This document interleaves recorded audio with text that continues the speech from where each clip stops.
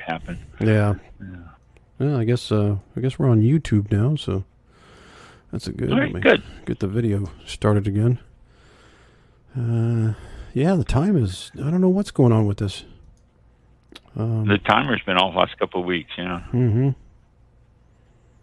Well, made it to YouTube. Let's see where Facebook. There's Facebook. Hello, Facebook. I heard it. I heard it on your side. My phone ding. It Yep. dings whenever you connect through. So I knew you were on Facebook. Yep.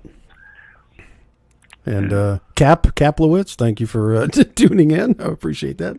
Yeah. Don't know what happened last Really? week, but yeah, we were talking about it before the show started. So 1 minute until showtime. Yeah, it's like better speed that up here. Yeah, it's like 20 seconds off still. 21 seconds here. Yeah, I'm 22. I've been 22 consistently all the way through. You know. That's not good. So at least he's consistent with that. Right. Yeah, that's it. But All right. But we find the advertisements for everybody. You're advertising for the books and all that stuff. Find that. Yeah, I've got it. Lisa says hello. Good, hello, okay, hello, Lisa on Facebook. Thank you for tuning in. So we got someone joining us there. Thank you. Good. All right, we're coming up to the countdown timer. Me. Remember before we started, and we got the 5 seconds. We go me. Me.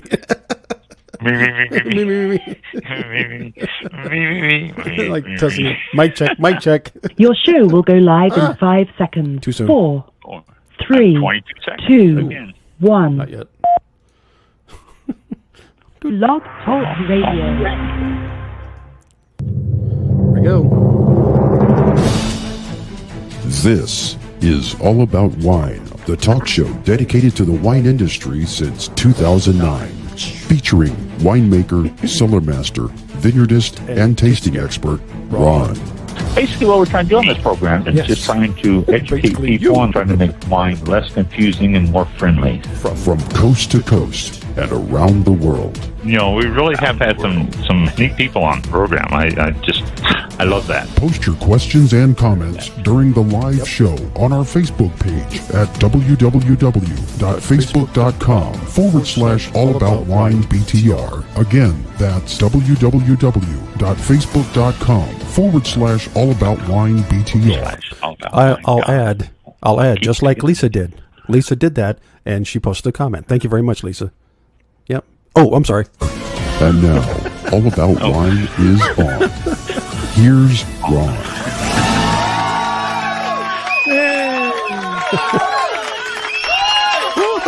Yeah. There they are. The bus pulls up, door opens. There we go. Doors open, people jumped out there, church screaming, clapping, and all that. Yeah. They have their wine in their hand. They're ready for the show. And so are we. Yes, we are. I think. Yep. I think everything. We're ready to go. Good. Thank you for tuning in. Good. And, all right. We have our show tonight. Just information for you. Next week, Thanksgiving. So no show. You all be safe out there. Have yourselves a good Thanksgiving meals or whatever you do to celebrate Thanksgiving. Oh no! Wait! Oh no! That's a good time. That's a good time. So yeah. Okay. Yeah, there you go. Yeah, these people are unbelievable. Mentioned the show's going to be off. And, yeah, no, they're getting a little fancy out there. I swear.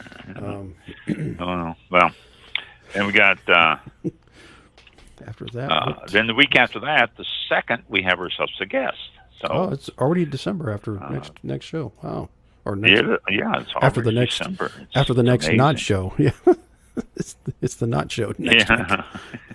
Won't be a show next not week. Show next week, then right. December. And I think we have.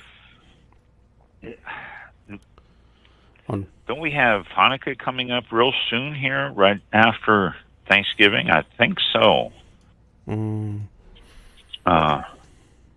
was talking last night. I was talking to a group, and one of them is Jewish, and he mentioned something about Hanukkah being the 28th, right close to. Yep, November 28th. Okay, yeah. It'll start. So we got Hanukkah coming up through December 6th. Yeah, early this year for some reason. Yep. It's usually later, usually into December, but it's earlier this year. Mm-hmm. So, happy Hanukkah for all of you who are of the Jewish persuasion. That's going to be up to 28th, you say? Yes. Yeah. So we got that. And then today, which is the third Wednesday of November, or yesterday, the third Wednesday of November. I was off a day on that. The third Wednesday in November is, how long have we been doing this program on Thursdays? And then I call today Wednesday. Is National Zinfandel Day.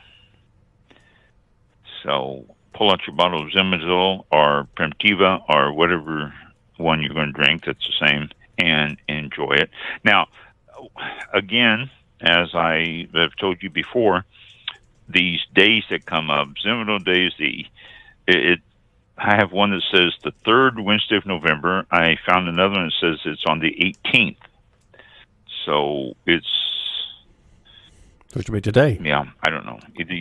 Yeah, it could make it today. I'm not sure, but is there any reason third Wednesday in November? Is there any reason why it can't be like every day? I mean, is there any reason why it's it's got to be a day? You have a very, very good point there. Yes, excellent. I'm just thinking, good thinking. Why does that? Oh, once a year, let's celebrate Zinfandel. No, why don't we celebrate it every day?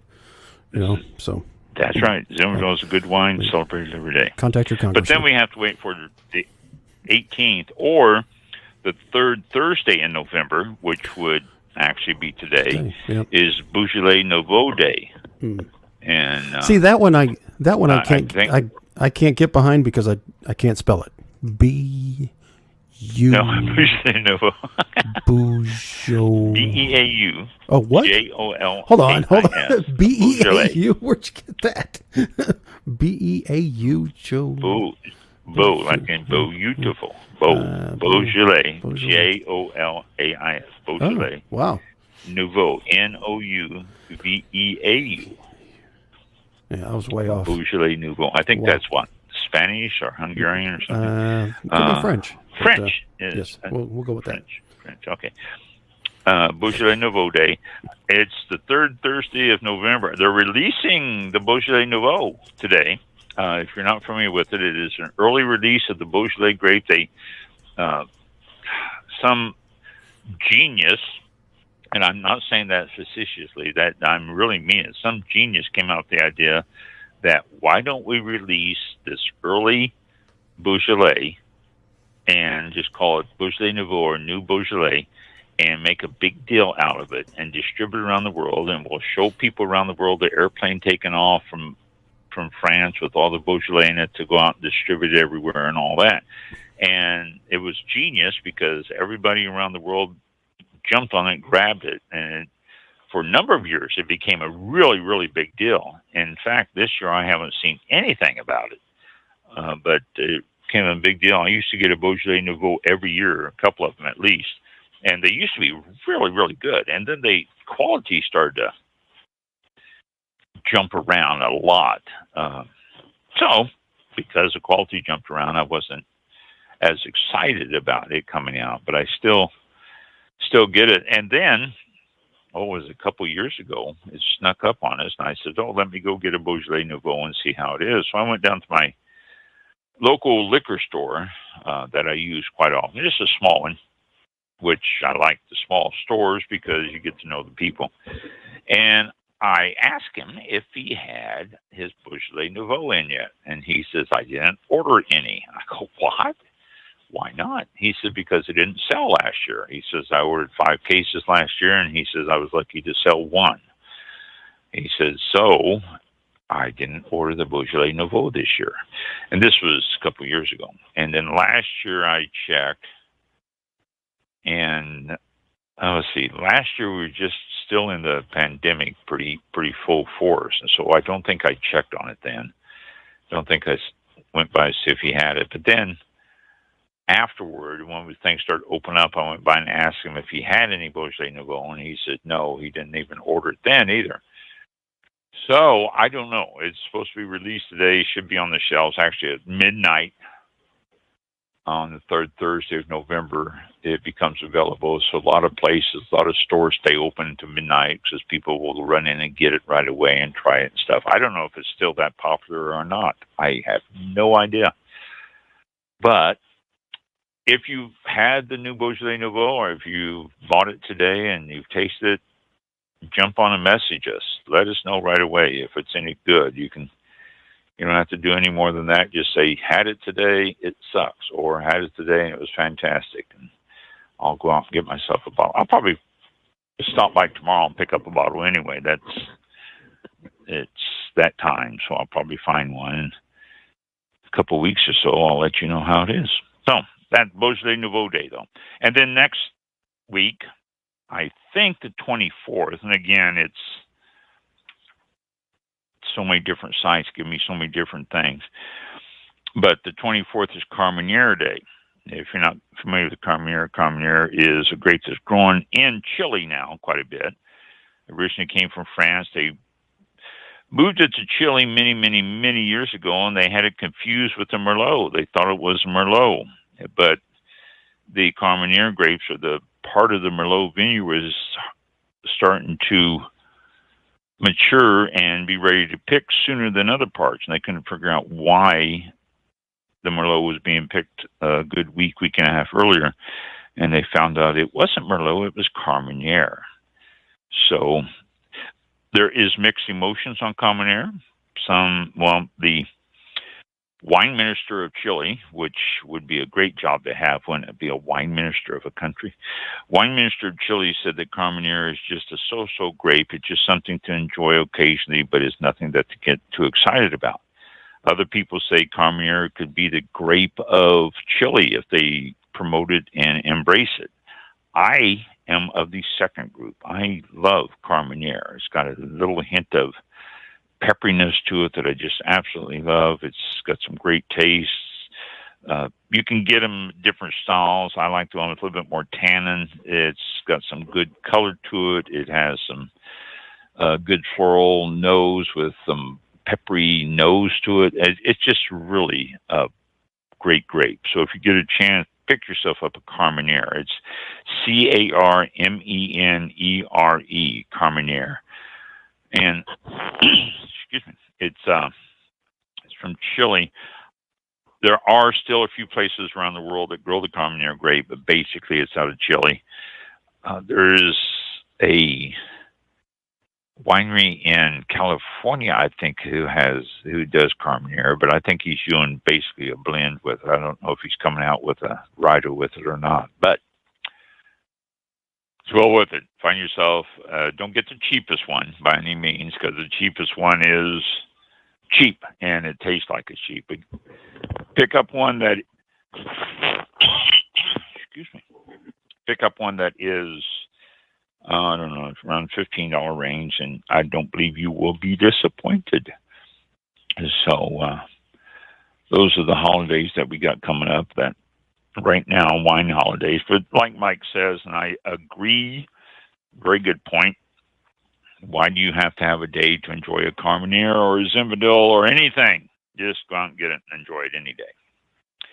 It's been a while since we have done an announcement of our guests that we've had, actually last year about this time. Since then, we have talked to a couple of them. We've talked to Joy Neighbors, who is writing a new book. We talked to her a couple of weeks ago. Oh, geez, more than that now, almost 3 weeks ago. And not next week after next, we have another one of those guests coming back to visit us, and that's Jim Loughran. And so, but I'm going to let Mike tell you about all these guests and what was going on with them, because they all still have their books and their different things out there. And so it's, let me grab go ahead and do that. Grab my list, and there we go. Turn on my music keyboard. I'm going to play a little jazz while I say these. Here we go. Always enjoyable. Oh, thank you. Here we go. Let me play. Okay, back in October, co-directors Mark Johnson and Mark Ryan and writer Michael Karam were on the show October 8th, 2020, The movie Wine and War, the untold story of wine in the Middle East, is about survival, resilience, and struggles. Wine has been in Lebanon culture for 7,000 years. They are raising money for CAPHO, a great organization, and you can go to wineandwar.com. Wineandwar.com. Click the Watch Now button, and that'll take you to where you need to go to watch it. On October the 15th, Jim Loughran was on the show. He's a certified wine educator and author. You can visit jimloughran.com. That's Jim, LAUGHREN.com. And he has two quick books right now out called The 15-Minute Guide to Red Wine, which is only 28 pages of good reading, and 15-Minute Guide to White Wine, which is another quick read and a handy reference to have as well. Check that out on Amazon. On October 29th, we welcomed Joy Neighbors to our Halloween special. She is the author of the Family Tree Cemetery Field Guide, How to Find, Record, and Preserve Your Ancestors' Graves, including topics to plan your trip to the cemetery, research, make sense of your research, and digging deeper into other records or preserving cemeteries. It's available at Barnes & Nobles, Amazon, and other outlets. On November 19th, we welcomed Michael Brown, author of Pinot Rocks, and he's also a winemaker. The book is available on Amazon.com. Pinot Rocks is available in any format, and the audio format is great because William Shatner did the audiobook version of his book. That's right, Captain Kirk. On January 14th, we had a great conversation with Cap Kaplowitz, a podcaster and blogger of cigars, spirits, coffee, and wine. And All About Wine's own show host, Ron, is also the wine panelist on the show. For more information, visit kaplowitz.xyz. That's KAPLOWITZ.xyz.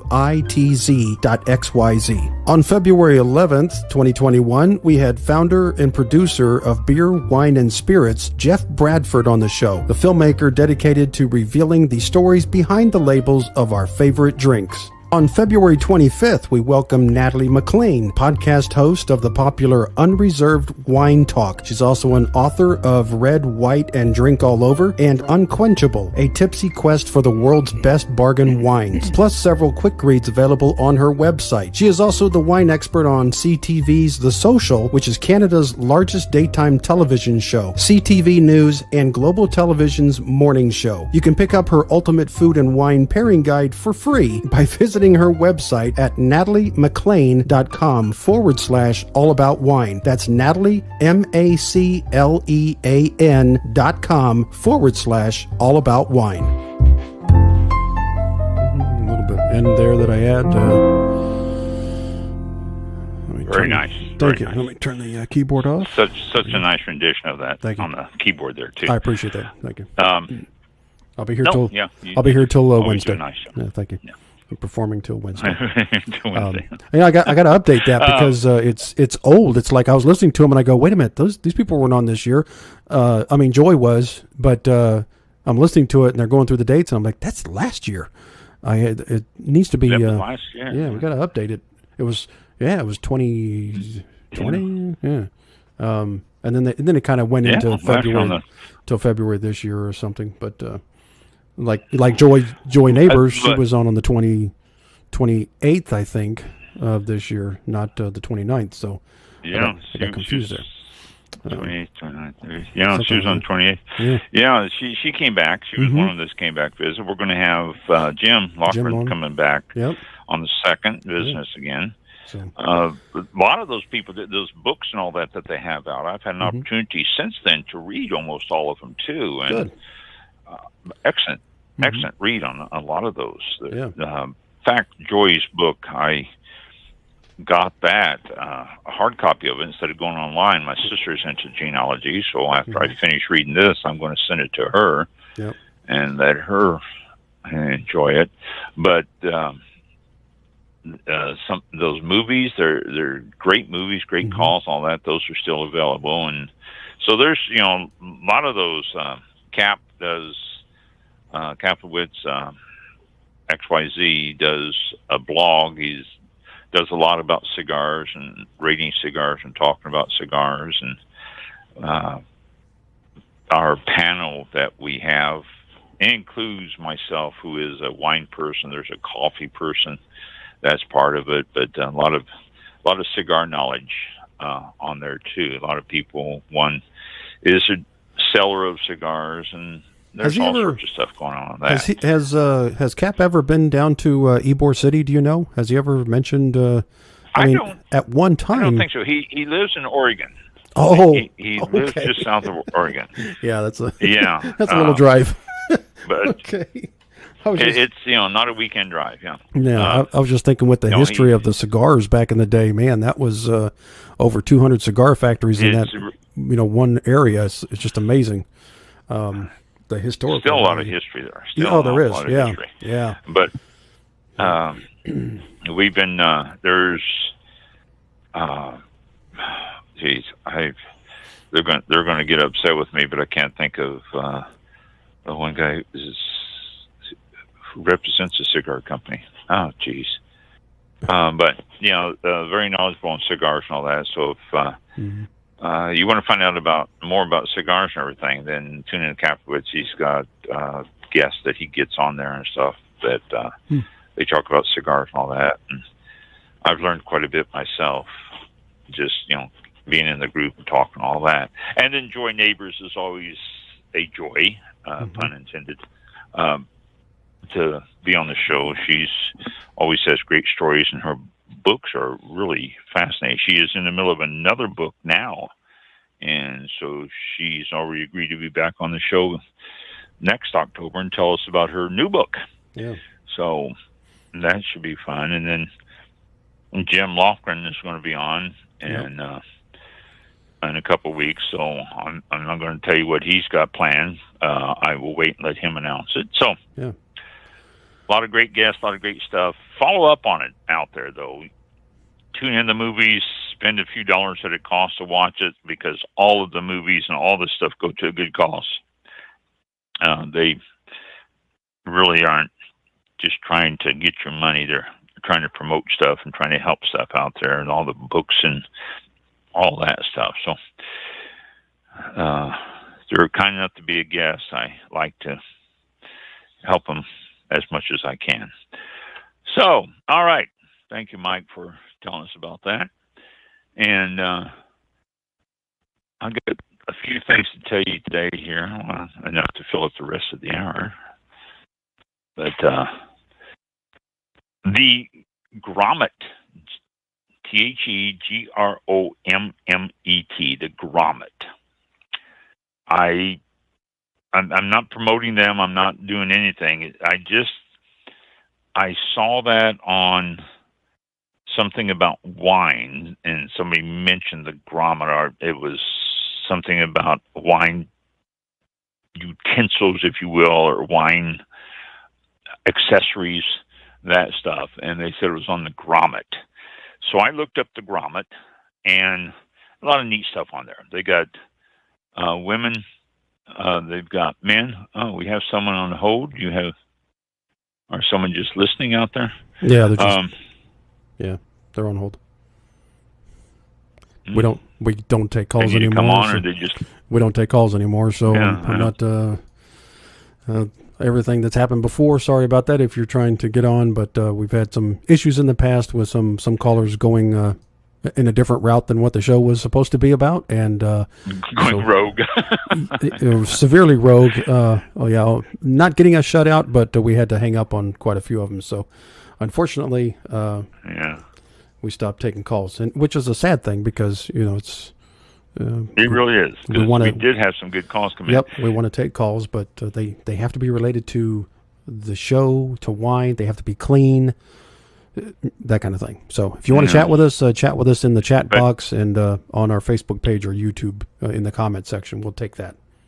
Or if you have any questions, put them in the chat box. Mike will relay them to me immediately, and we'll talk about it on the show. I will break in. But sorry, we can't take live calls. Yes. The few bad ruin it for everybody. Can't take that chance anymore. It's an open show. So, yeah. Thank you.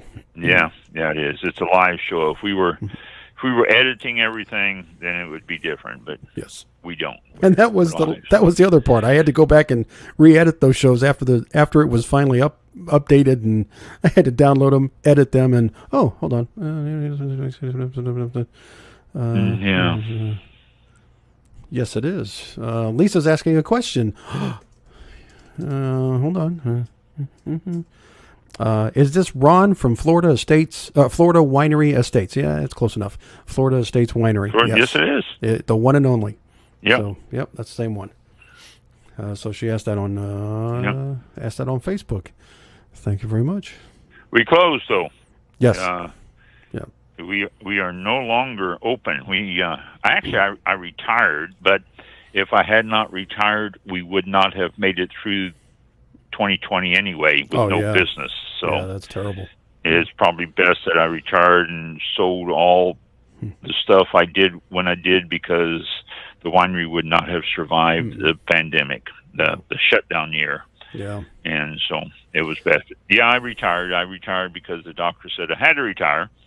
I have diabetes from Agent Orange in Vietnam, and there's no real way to understand how this is going to affect the body and all that. And my numbers were high, and they couldn't bring it down. They were having problems handling it and getting it down, and the stress and all that, because I was working 7 days a week, and my doctor says, you need to retire, or else it's going to kill you.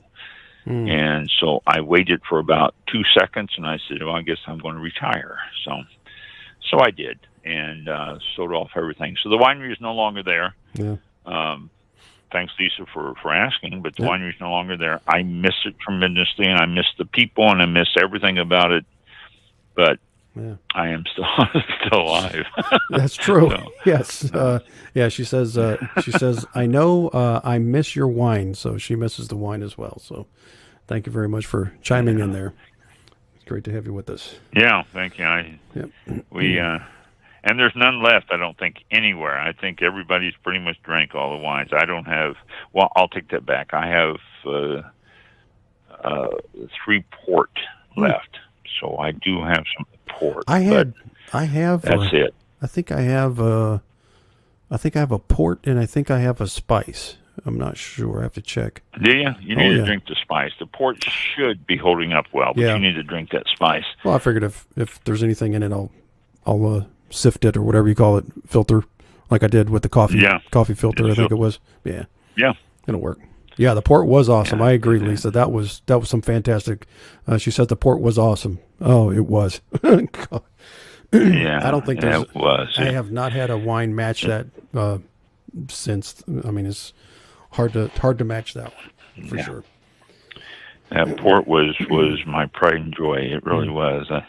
People said, "Are you going to you enter this into contest?" And I said, "No, I don't do that." But you would. In fact, I was tasting one day, and there was a person came in, and a man came in, and he did a tasting, and he says, "You have any awards, any gold on this port?" And I said, "No." I said, I don't enter my wines into those contests. We decided at the beginning we weren't going to do that. And it's just, it was a personal decision. It wasn't anything against the contest or anything against the wines, and it cost you to enter most of them, and it was just the hassle. So I didn't do it. And I told him, no, I don't enter it. He said, well, you need to enter this into the Florida wine tasting down at the fair. He said, this would win first prize. And I go, well, thank you for the compliment on that. Sure. I said, I'm very proud of my port. And I said, well, thank you for the compliment. He says, no, really. He said, this would win first prize. And I said, well, good. Again, thank you. And he said, you don't understand. He says, I'm one of the judges. Oh, gosh. This would win first prize. And I go, wow. I said, thanks. That's what I was wondering, what he was getting at. It's like, okay, you told me that. Okay, thank you. Got it. But then he finally said he's a judge. He just, I am a judge down there. And he said, the ones we taste, this would win first prize. And I go, wow, thank you. Interesting. So, okay. that port was great. I mean, everybody seemed to like it. It was a sweet port, strawberry port, and taste of strawberries in it. I had enough strawberry taste in it that it didn't overpower, but it was evident that it was strawberries. Yep. It was my pride and joy. Really was. I was very proud of that. I was proud of all my wines, but that port had a special place. Yeah. It was mine. It wasn't. We had a sister winery in South Florida, which has since closed down, Eden Vineyards. And really, that closed too. A lot of our wines. Wow. Yeah. He closed that one down too. So Eden Vineyard closed down, but he didn't have. He had a lot of the same wines I did. I had a lot of the same as he did, but he didn't have the port. It was my own creation and everything. Again, very proud of that. So, but thank you, Lisa, for calling in. Appreciate it. Our texting in, or messaging, commenting. Something. Yeah. We have to come up with a name with it now. Yeah. You get a hold of us. How long have we been on? How long have we been on? We don't even know what a text or a chat thing is. Yeah. I know. Yeah. Well, we're approaching our 13th year, I think, aren't we? Yeah. Another 11 years, we'll figure it out what it's called. Yeah. Thank you for right now. It's just thank you for typing letters and sending those over to us by electronic means. Electronic thing. Yes. Whatever it's called. Yeah, we appreciate it. Yep. Whatever it's called.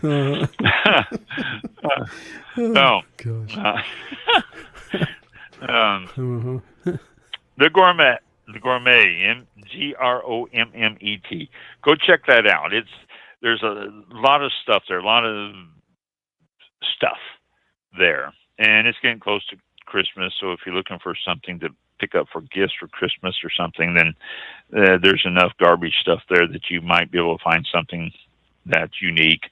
But they also have a lot of wine stuff, accessories. They have decanters, and they have corkscrews, and they have some other odds and ends for wine accessories. So that's the reason I was checking it out. But there's a lot of stuff there. And again, I'm not promoting the site or anything. I just checked it out for the first time today just to get an idea of what it was like. And so I thought, well, I'll tell you all about it, and you can check it out for yourself. The Gourmet, I think it's Gourmet, GROMMET,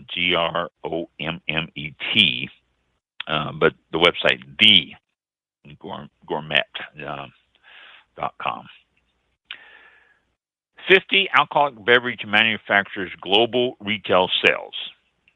This comes out of Pro Food Magazine, latest issue.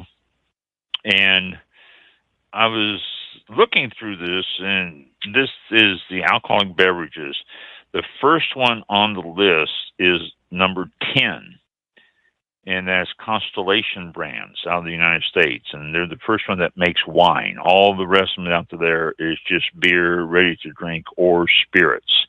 But Constellation Brand comes in at number 10, and Woodbridge is their main one. It's probably one you're most familiar with. But they have 44 manufacturing plants. And it's like, wow. So they spread out all over the world, though. They make Corona and Modelo and stuff like that, too. So you can see why. Next one down to number 13, Centary Holdings. They're out of Japan. And they also make wine and other stuff. It doesn't list the wine they make. Then number 14, Tassel Group, which is out of France. And they're also making wine. Number 18, Otker Gruppe, Germany company, and they do wine along with spirits and beer and ready to drink. 19 is Pernod Ricard Group out of France, and wine, spirits, ready to drink. Number 20 is Hai Jinro Company Limited, and that's out of South Korea, beer, wine, and spirits. These are, they're ranked in the global retail sales. So you're looking at a tremendous amount of monies to be up even in the top 50 here. Then we drop down to the next one that sells wine is number 26, and that's J Gallo Winery out of the United States. And that's all they sell is wine, and they are in at number 26. Barefoot, Colorado Rossi, Twin Valley, Peter Vella, Liberty Creek, all of that is under the J Gallo. Then number 33, the Distill Group Limited out of South Africa, and they do wine, spirits, and ready to drink. Number 42, Accolade Wines out of Australia, and they do only wine. Number 43, Brown Forman Corporation out of the United States, and they do wine and spirits. And they list the spirits they do: Jack Daniels, Brown Brothers, Early Times, Old Forester, but it didn't list any wines. So that just seems odd. Number 45, the Wine Group out of United States, and they just do wine. You've heard of these: Franzia, Inglenook, Almaden, Benzinger. Looks like Behringer, but it's Benzinger. Number 46, Treasury Wine Estates out of Australia again, and they just do wine. And they do the Behringer, Wolf Blast, Yellow Glen, and Penfolds. And then number 49 out of Chile that does just wine, and it's the Vina Constitutora. And that's, excuse me, the Constitutora Casillero del Diablo, Don Mature, Frontera. Those are the products that they put out. So those are the only wines out of the top 50, which, yeah, I mean, I say only. That's really quite a thing. I mean, being able to have that many. But out of the top 50, you have 11. Let's see, 3, 6, 9, 13. You have 13 ones that do wine, and the rest of them are beer, spirits, and ready to drink. So interesting little chart. Excuse me. I've had sinus problems the last week, and it's been affecting my throat and with the coughing and all the stuff. Okay, now this next one here is out of the San Francisco Chronicle. I get the San Francisco Chronicle simply because, well, I love the city of San Francisco, but that's not the main reason. The reason is because they usually have a lot of articles on wine in the Chronicle. They have wine sections. They have wine information. They talk about Napa. The houses, a lot of times houses for sale. Oh, which, by the way, if you didn't notice, on the Facebook page, I posted the house I was talking about last week, 6.5 million or 6.45 million, and all the stuff that comes with it. Oh my gosh, that really is a good price. If you start looking at all the stuff that comes with it, that 6.45 million is an excellent price for that, especially seeing some of the prices of other stuff, even here around the Tampa area, you know, houses that are listed at, you know, $7 and $8 million, and I'd rather have that property and all that other stuff. So, yeah, but this is out of the San Francisco Chronicle, and I think I'm going to read you the article. I was going to paraphrase it. I usually do a lot of times whenever I see stuff and go through it, but this one is interesting all the way through. There's a lot of information in here that I found quite interesting, and so I will read you the article. It states at the top of the article, prestigious wine group set to expel 6 in probe.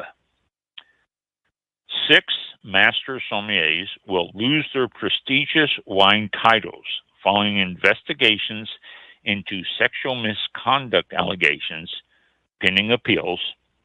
Notably, San Francisco's Fred Dame, who has been called the godfather of the American sommelier community. Now, wow, you know, wow. And 2 other local figures, like I say, this is out of the Chronicle, San Francisco Chronicle. Robert Bath, a professor at St. Helena's Culinary Institute of America, and Matt Stamp, co-owner of Napa restaurant Compline. The Napa-based Court of Master Sommeliers Americas, and that's the full title, Court of Master Sommeliers Americas, because there's a European branch.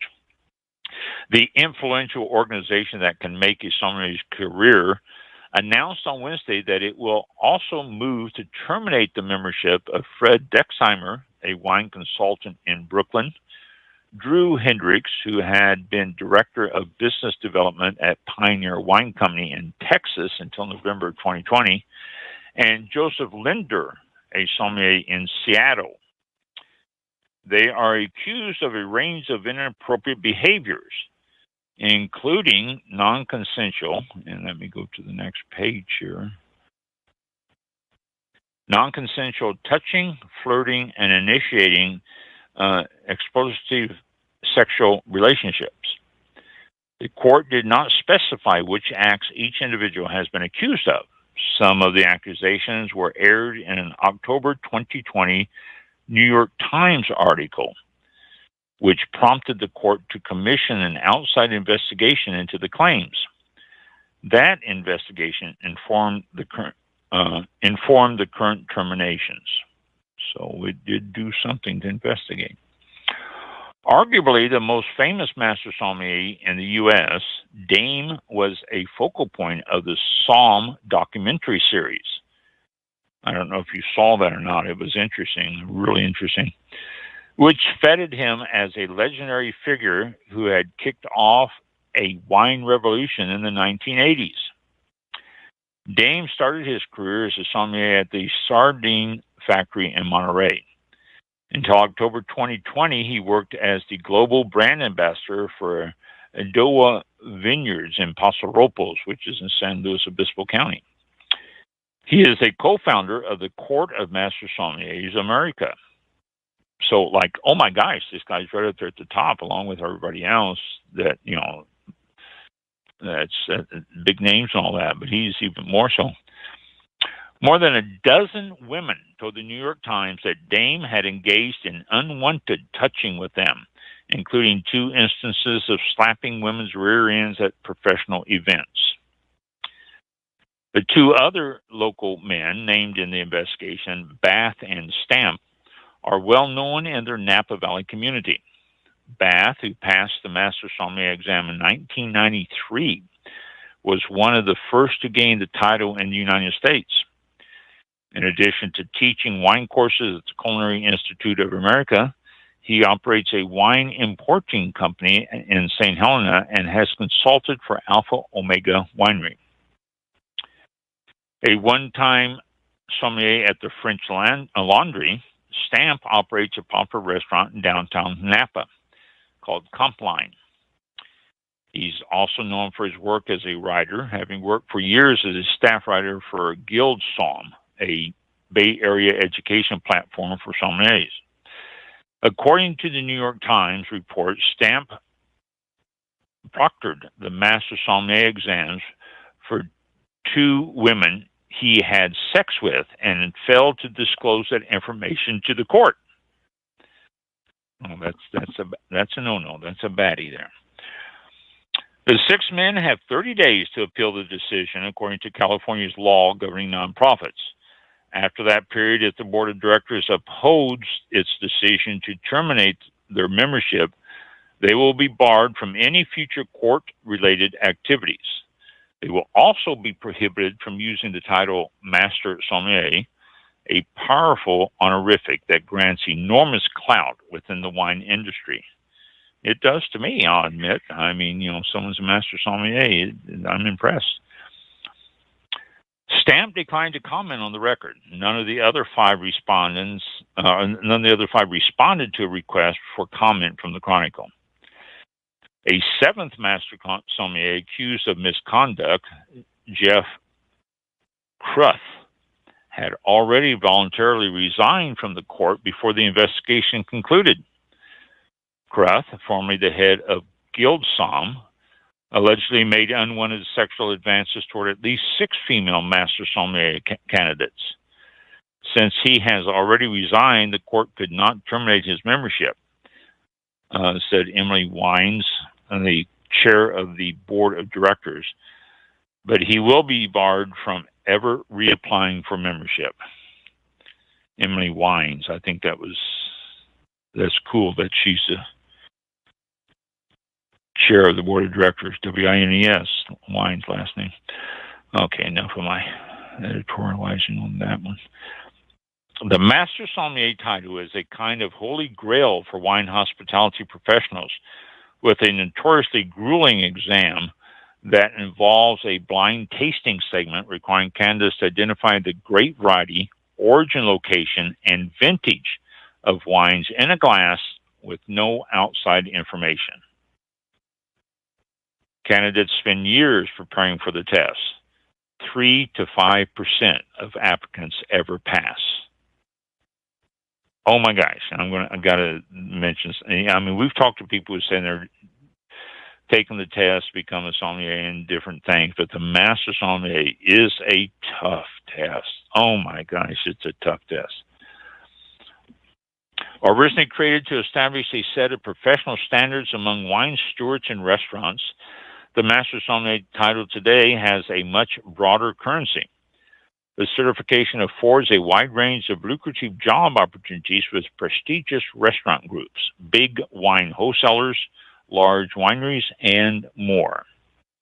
In recent years, Master Sommeliers have taken on a kind of celebrity status, thanks in part to the Somm documentaries. The Court of Master Sommeliers Americas represents these selective ranks. Only 172 people have ever earned the Master Sommelier title through the organization. That's not many. I mean, if you really start thinking about the number of people who probably applied, the ones who tried and all that, 172 have ever made it. And this, this one person, Bath, passed the exam in 1993. So you're looking at almost 30 years. Wow. Counting those who have gone through the court's UK chapter, there are 269 total. Of those 172, just 28 are women. The court had already been in a publicity crisis before the sexual misconduct allegations surfaced last year. In 2018, it admitted that it had discovered instances of cheating during a Master Sommelier examination. I don't know if you remember that. I remember reading that. I think I might have mentioned something about that on the program. I'm not sure if I did, but they found cheating during the test. The 23 people who had passed that year's exam subsequently lost their titles. Then, in the spring of 2020, a black wine professional named Tahara Habibi criticized the court for having required her to address white exam proctors as master, which recalled the dynamics of slavery. They are a master sommelier. Okay, that is their title. I don't think they had anything to do with slavery, but as a result, the court said it would no longer require the use of that term. But some damage had already been done. Prominent master sommeliers, including Richard Betts, Brian McClintock, and Nate Reddy, announced that they would relinquish their titles, no longer wishing to associate themselves with the court. Well, they call it the Court of Master Sommeliers, so that's whenever you hear me say court, it's that. Excuse me again. Other defections continued after the sexual misconduct allegations surfaced later in the year, including from well-known female master sommeliers Alpania Singh, Pascaline Lipitalia, and Laura Manic Fiorentini. Furventi. Public calls mounted for the court to make radical changes. In response, the court suspended at least 11 master sommeliers who had been named as perpetrators of sexual abuse. Then its entire board of directors resigned. Wow, talking about a shakeup within a group. Gee. Soon after, a new board of directors was elected. It hired Margaret C. Bell, a third-party workplace investigator, to investigate the sexual misconduct allegations that have came to light. Eventually, 22 master sommeliers were under investigation. Bell interviewed more than 80 people, according to the court, including alleged victims, witnesses, and the accused over a 9-month period. Once Bell's interviews were complete, the court's board convened to review each case. That effort was primarily led by its ethics committee's two co-chairs, the male master sommeliers Michael Mager and David Yoshida, according to Wines. And again, Wines is the director. An outside organization called Reliance, which has advised the NFL and Uber on how to handle sexual harassment incidents, assisted the group. Based on the information it received from Bell, the board decided to move to terminate the memberships of 6 people. Some of the other accused sommeliers can still hold on to their titles but are facing other punishments, such as a temporary suspension or a requirement that they complete further training. Wines said that the goal in those cases was to offer rehabilitation rather than simply canceling somebody. The court would not identify their names nor specify their punishments. Members of the board said that in addition to the investigation, they've implemented other actions during the past year in hopes of change.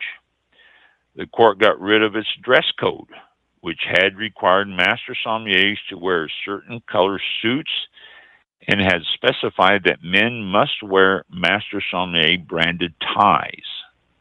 Wow, I didn't know that stuff. The new change is meant to be more inclusive of all gender identities. It also launched a scholarship program for women and candidates of color, implemented anti-discrimination and anti-harassment policies, and drafted a new code of ethics.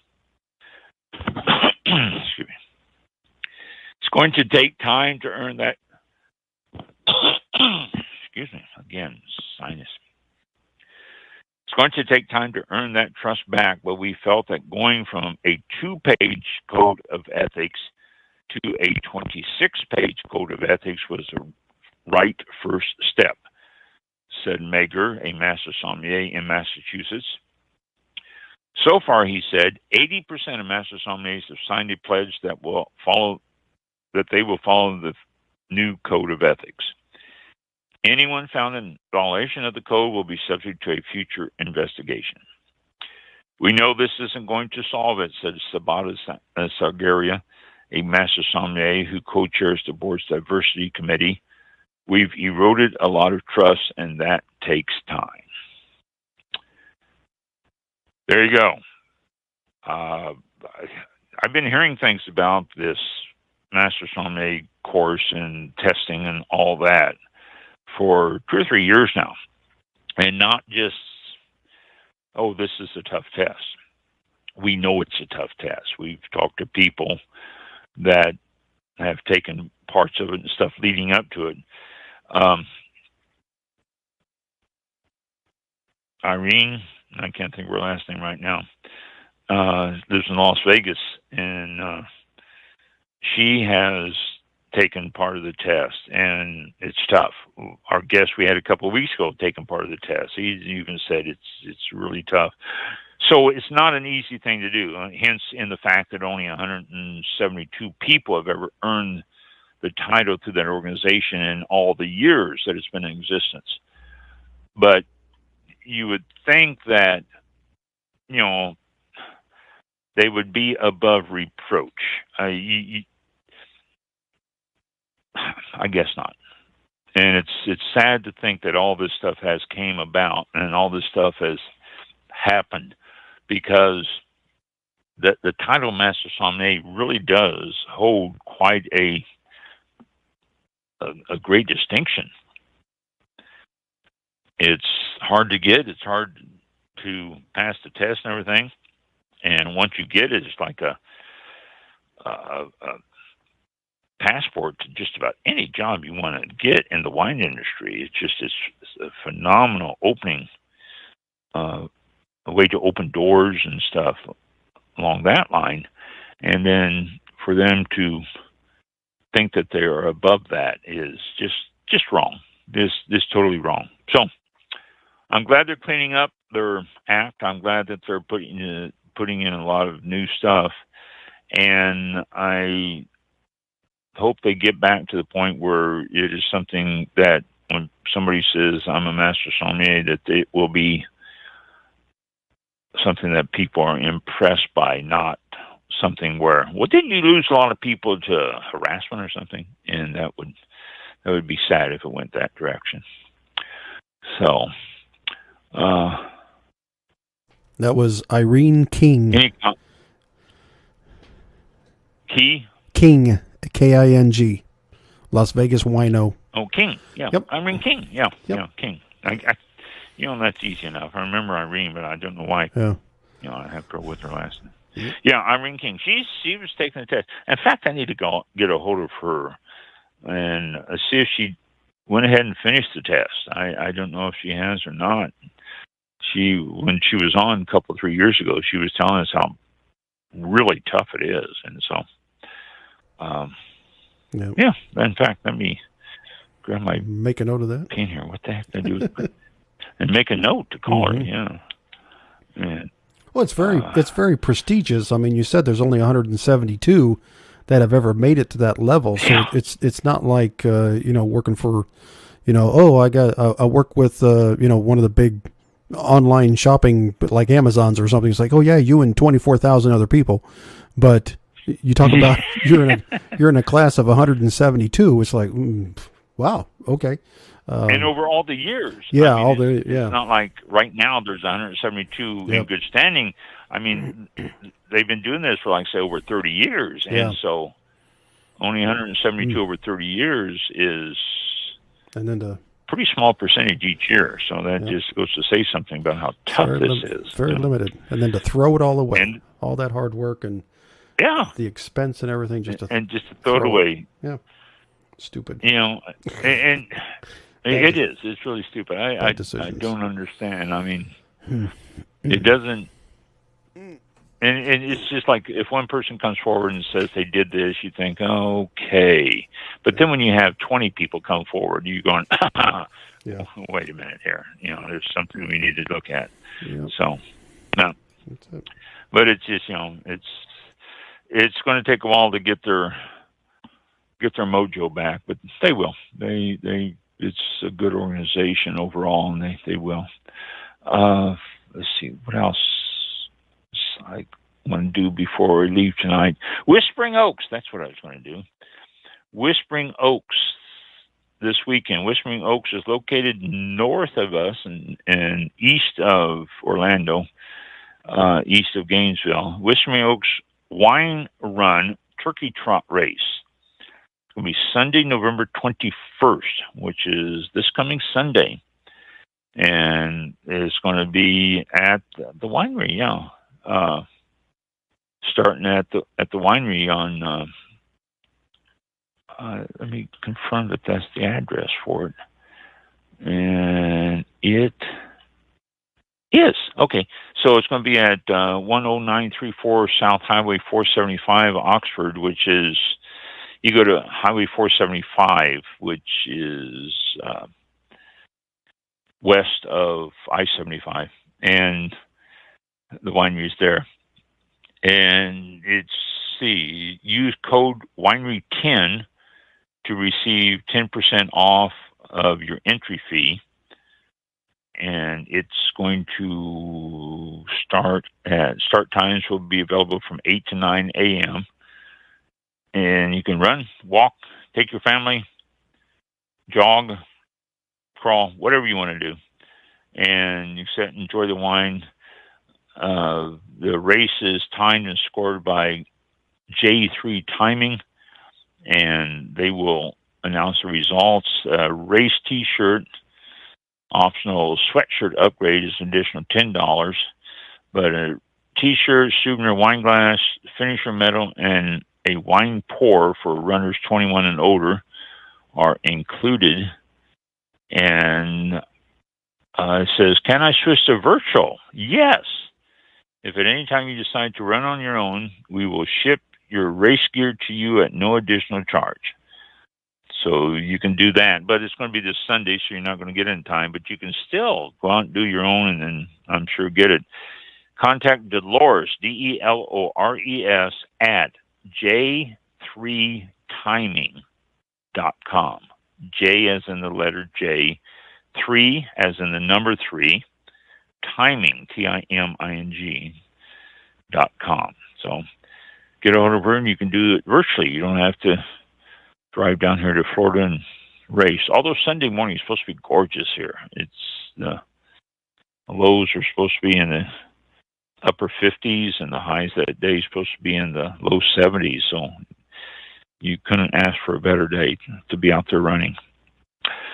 Fall is here. Again, continuing with Whispering Oaks. Fall is here. They say, let's rock the weekend. December the 19th, Friday night, 6 to 9, Mike Webb is playing. Saturday the 20th from 1 to 4, Corrales Sarita.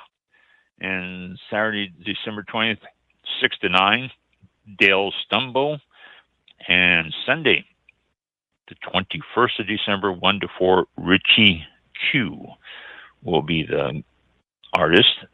So you can have a whole weekend of enjoyment come there. If you're coming down to visit family for Christmas, then go up and visit them. They still do their steak night every Friday and Saturday evenings. I haven't told you about this in a while. You get a choice of ribeye or beef fillet, surf and turf, or chicken or fresh fish. Nice sized baked potato, they say, from Idaho, an Idaho baked potato. Plated salad or soup, fresh veggies, baked beans, and freshly baked bread. It's only $32 a person, and tax and gratuity, I don't believe, is included in that.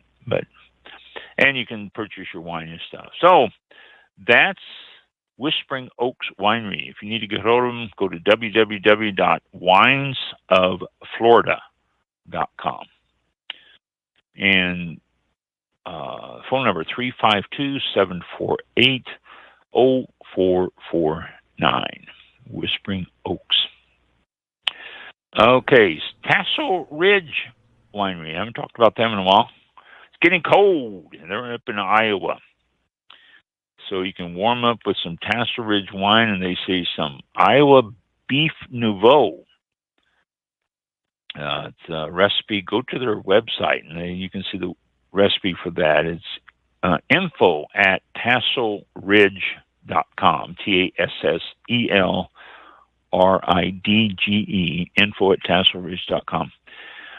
They have Winemakers Dinner coming up this Saturday night. Too late unless you live in the area. If you do live in the area, you have to have the reservation by 3 o'clock today. Oh, well, you missed it. So they will have others. They have their Iowa Nouveau be poured on that. They have that available now. Wine tasting by reservation only, but they do have wine tasting available. And the gift shop is open, gift certificates, and all that stuff. So they are good. They get a cute little picture here of somebody pouring wine into a glass that never, ever fills up. It just keeps pouring and pouring and pouring. That's cute. Advertising the Iowa Nouveau. It's available all around the state, too. So if you're in Iowa, they said it's over 400 retailers in Iowa are selling that. And the wine of the week, obviously, Iowa Nouveau. So if you want to contact them, you can always go to Tassel Ridge, info at Tassel Ridge. See, I always hate it when they don't put their info at tasselridge.com. Why don't they have their address on this? The website address? I'm going to have to get a hold of them. Yeah, well, yeah I'm looking at their website, and they usually go www. Instead of just info at tasselridge.com. I mean, that sounds like e-letter. That's a email address is with the @ sign. Yeah. The website's tasselridge.com, I believe. Yeah, tasselridge.com. Just straight tasselridge.com? Yeah. That'll get you there. Yeah. All right, there you go, tasselridge.com. Well, info would be information at Tassel Ridge. Yeah. So, tasselridge.com. Get a hold of them there, and they are open. They're ready to go now. Great place up there. They are located southeast of Des Moines, Iowa, southeast of Pella on Route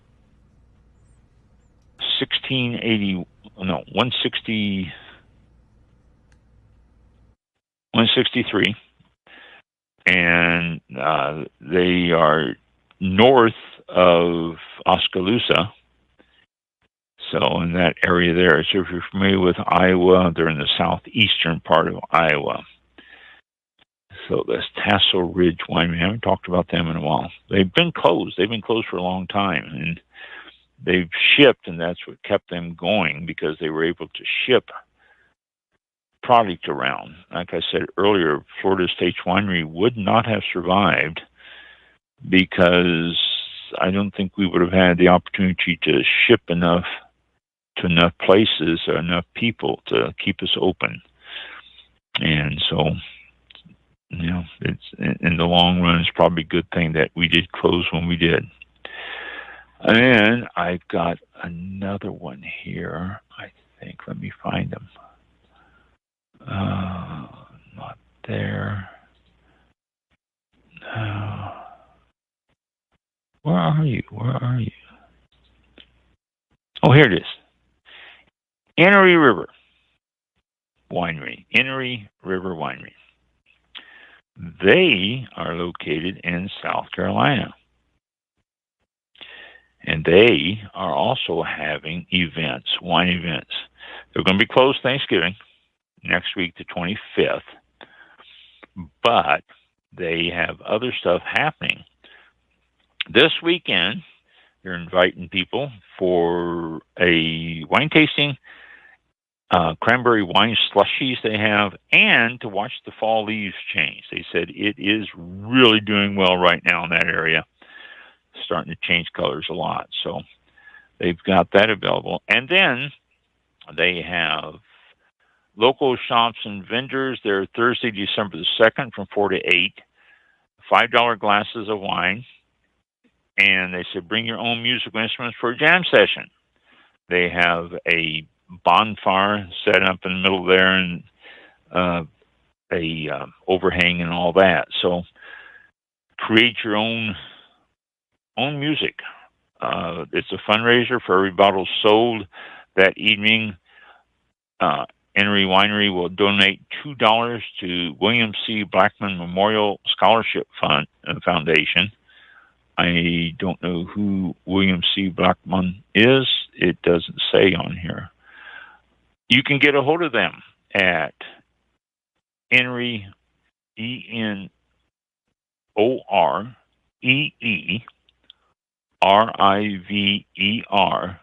Vineyards, Enoree River Vineyards.com. And that's their email, or that's their website. Or you can give them a call, 803-276-2855. And they're also on Facebook, Pinterest, and Twitter. So any of those will get you there too. So Enoree River. I had a problem remembering that Henry, and the owner said, just like the old song, Henry the Eighth I Am. And I go, oh, Henry, yeah, there you go. So that's, I don't know if that's why he named them that, or if that just became noticeable. I tend to think, knowing him, that's why he named it Henry, just after that song. So I think, let me check and be sure I don't have another winery here that I missed that I was going to tell you that's open their doors and are serving. No, I don't. Okay. That's it. So if you are a winery, you want me to make announcements about you, I will be more than happy to. 2 requirements, though. Number 1, you need to be a guest on the show. I'm going to talk to you about your winery. And number 2, just send me your email information every time you come out with a new email, and I will announce it. But number 1, you got to be a guest. I want to talk to you and let everybody know you and meet you and see what you're all about. Absolutely. So, well, that's going to do it for 2 weeks till December 2nd. Wow. We're going to be off next week, Thursday, for the holiday, Thanksgiving, and everyone be safe, and try not to talk politics around the Thanksgiving table, or you won't have a Christmas. And really appreciate everybody tuning in, and hope you enjoyed it. And keep those comments and chats going. If you have any comments or questions for a future show, or you want to be a guest on the show and you're in the industry, you can email simply AOL. What am I thinking? All about wine 101 at gmail.com. Yeah, what is that? It's just like AAW, all about wine. Yeah. No, it's all about wine 101 at gmail.com. Just email us there. There you go. That works. And Ron will get that and set you up if you want to be a guest or answer some questions or have it on the show for an answer. So cool. Happy Hanukkah for all of you who are celebrating that coming up Tuesday or Monday. And happy Thanksgiving. Be safe. If you're going to be around a bunch of people, mask up. I mean, you can do that and all, and then when you sit down to eat, you can eat. But if you're concerned, get those masks on. I think we need to stop this. Let's see. What is it the 20? Hanukkah, November 28th. I think I forgot what date that was. It's Sunday. The 28th. Monday? 2 weeks. Sunday? Sunday of the 28th. I thought it was till December 6th. It doesn't seem like it's a long enough time. Anyway, so a week, that'd be about right. Yeah. Okay. Well, that's what it shows. Yeah. So if we're wrong, someone correct us. Yeah. Have a good one, and we'll talk to you next in 2 weeks on December 2nd with Jim Lochran in 2 weeks as our guest. So thank y'all. Thank you. Thank you for listening. It was safe. Wow. This concludes tonight's broadcast of All About Wine with your host, Ron. For show information, links to All About Wine on Twitter and Facebook, or to be a guest on this show, visit the show website at www.allaboutwinebtr.com. Archived shows are available for download on iTunes or on our show page at blogtalkradio.com/allaboutwine. Thank you for listening. Drink responsibly, and we'll see you next time on All About Wine.